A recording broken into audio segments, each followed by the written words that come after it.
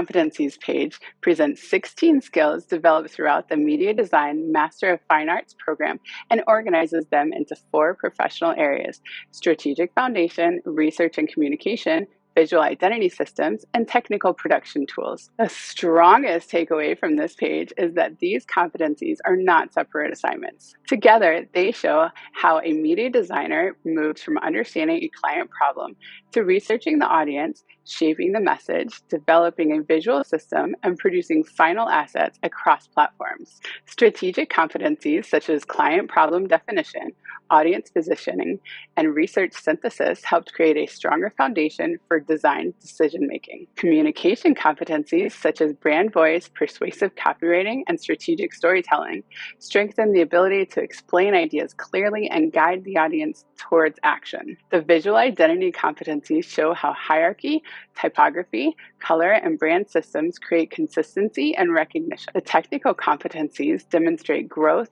in Illustrator, Photoshop, InDesign, Premiere Pro, and Audition, supporting polished work across print, digital media, and audio formats. Together, these competencies form the professional foundation for Deviare Designs, a creative studio built to combine strategy, visual identity, multimedia storytelling, technical execution, and adaptable creative production.